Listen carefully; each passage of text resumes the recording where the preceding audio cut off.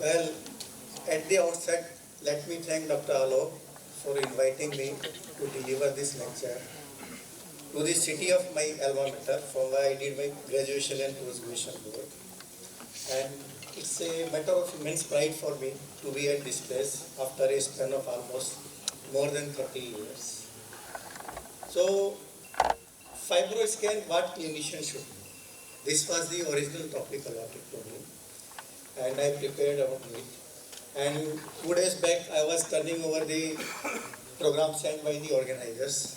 Then I got the thing that why from NAFLD to MAFLD.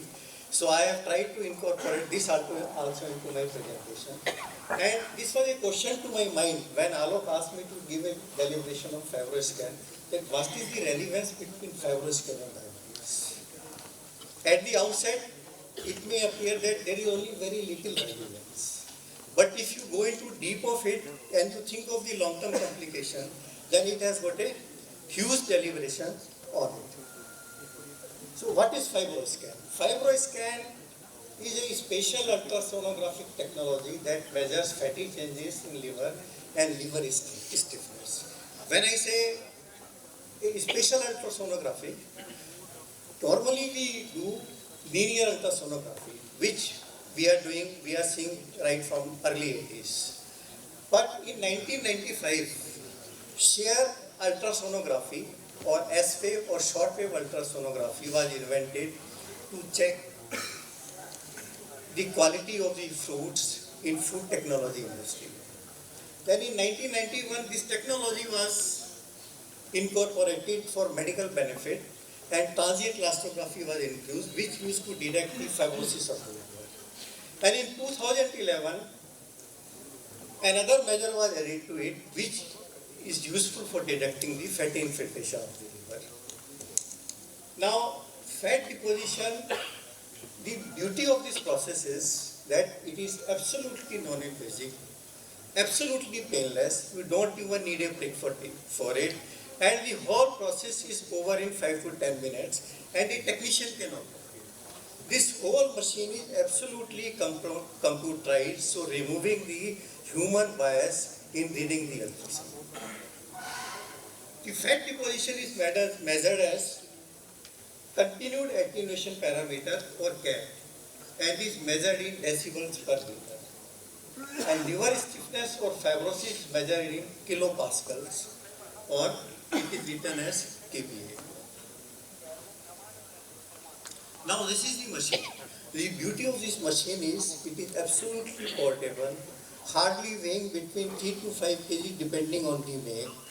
It can be taken to the field for field service, and because it is doing ultrasonography, shear ultrasonography of a particular organ, that is liver, it does not need any PNDT registration. So it can jolly well be used for field service.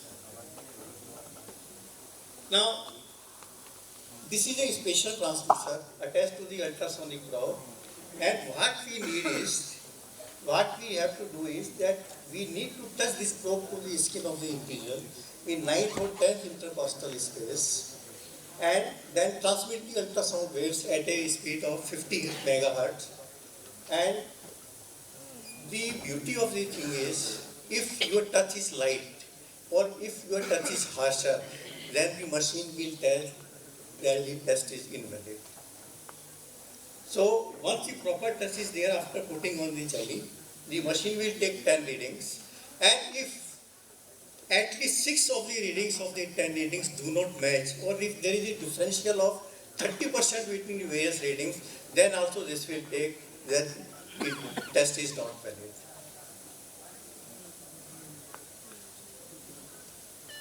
The patient is made to lie supine with right arm stretched so that the intercostal space can be properly exhibited.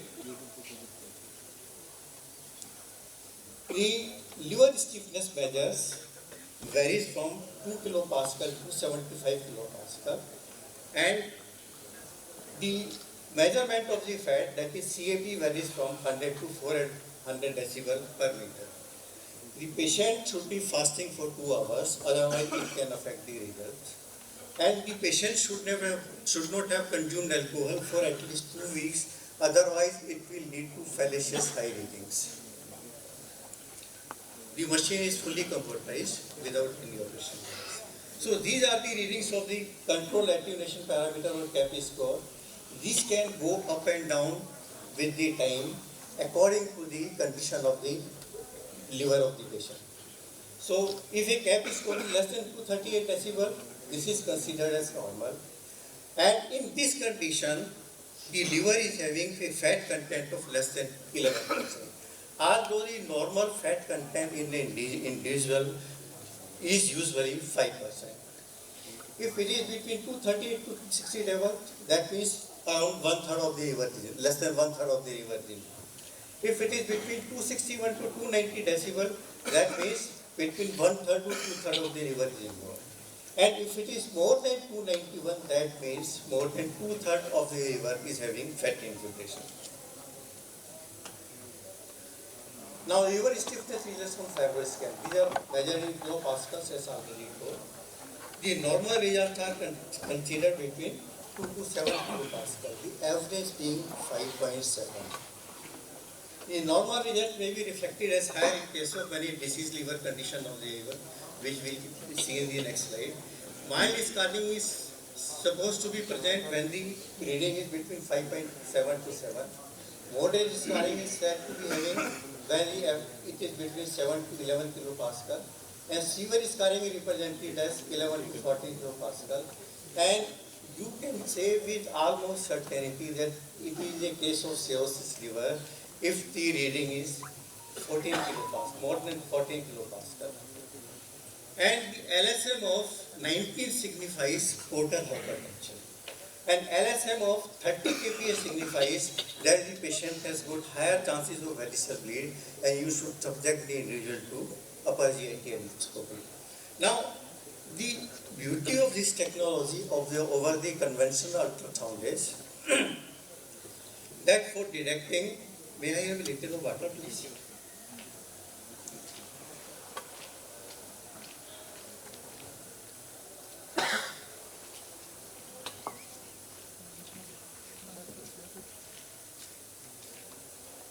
Sorry for the interruption.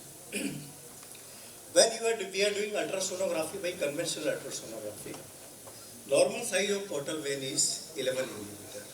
And we say that patient has got significant portal hypertension when the size increases to 14 millimeter. And we do not know what is happening within this window. But here, if it is says 14, that means cirrhosis is there. And if it is 19, that means portal hypertension is definitely there. Now, conditions affecting fibroskeletons, hepatitis, or if the patient has consumed alcohol within past 2 weeks, benign or cancer tumors of the patient, liver congestion due to congestive heart failure, obesity. Now, in past, obesity used to be a limitation, but with the time, now 3 kinds of sizes of probes are available: S, M, and XL according to the clothings. Usually we use M size probe, but in fatty individuals we use a probe of XL size. And in thin chest wall persons in whom the intercostal spaces are narrow, we use S size probe. Then in ascites, biliary obstruction, and scar tissue from previous surgery or radiation in areas near the liver. In these conditions, other investigative modalities may be needed to measure and quantify actual scarring and fatty changes in the liver.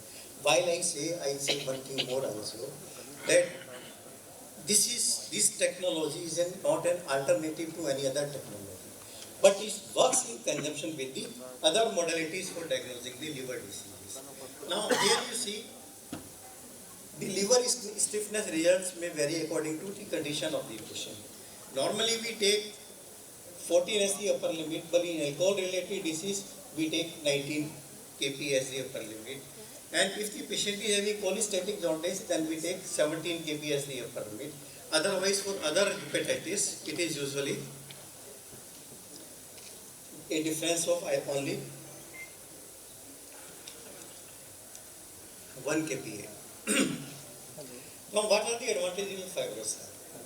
It is a fast and reliable method of measuring liver fat and fibrosis of the liver. It does not have operator-based bias as it is completely computerized. Can be used for follow-up of the patients for fatty liver and fibrosis of the liver, obviating the need for multiple biopsies. Can be used for epidemiological surveys in the field for fatty liver and liver fibrosis, as PNDT registration is not required. It obviates the need for repeated liver biopsy for follow-up of cases of NASH. Then FibroScan and diabetes. We all know that metabolic syndrome consists of high blood pressure, high blood sugar, excessive fat around the waist, and abnormal cholesterol levels. So, but now many of the experts says that these conditions are usually associated with fatty liver also, and some experts already believe NAFLD to be fifth pillar of metabolic syndrome, as NAFLD is associated with complications like NASH, cirrhosis liver, hepatocellular carcinoma. So it will be desirable to screen patients of diabetes for NAFLD to start remedial measures in time.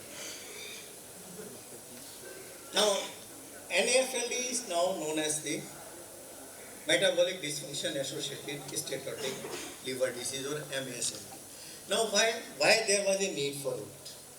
Although it has not got total acceptance till now, but in future, NAFLD will be known as the metabolic dysfunction associated steatotic liver disease, because a survey was done where more than 450 experts from different countries, they were in contact with each other online, and an online survey was done. They found two terms extremely offending, about 75 to, which was offending to 75% of the individuals. One was alcoholic and the next was fatty. Because in this modern era, even if call a fatty individual, he may say he is doing the body shaming. So to come over that thing, this new terminology was coined, and this has been adopted by the European Association of Study of Liver Disease in as late as June 2023. Now, how this technology can be beneficial? If we diagnose the fatty infiltration in time, and if we are able to know scarring of the liver to grade 3, and if proper measures are taken, that it can be reversed also. And that can be done by good nutrition, lifestyle modifications like stopping alcohol, regular exercises, weight reduction, maintaining an ideal weight, then controlling for diabetes, and drugs. Drugs, why? Because it has been seen in various studies, even if the patient has achieved all the above parameters, 10 years or 15 years down the line, only 5 to 10% are able to maintain this routine. Now, various drugs have been tried in past for this condition, like vitamin E, pioglitazone, SGLT2 inhibitors, but they had their own side effects. Like for vitamin E, it has been seen if you consume it in a dose of more than 800 IU per day, it increases the risk of prostatic carcinoma and also intracranial bleed if it is used for more than 2 years. Pioglitazone, it was never approved for NAFLD or NASH. It was recommended in those individuals who are having fatty liver or hepatitis because of diabetes, but risk of edema, weight gain, risk of osteoporosis, and equivocal bladder cancer risk made this drug out of contention. And even in India, this drug was banned for even 2-3 years. SGLT inhibitors, they reduces the liver and fat enzymes, but they are not able to reduce or reverse the fibrosis of the liver. Now, saroglitazar, that is available with the name Lipaglyn, is the only drug approved by Drug Control of Government of India in India for treatment of MASLD, or what was in past known as NAFLD and NASH. And there are two reasons for that. As we all know, these are dual PPAR agonists and acting on alpha PPAR and gamma PPAR.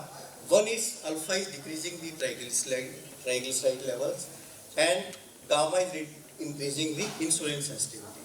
The only precaution we have to take is those patients who are already on insulins, maybe with a period of time, over a period of time, their dose may have to be reduced or titrated again.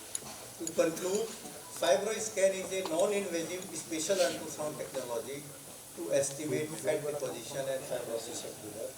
It can also be used to monitor effect of treatment of fatty liver and fibrosis.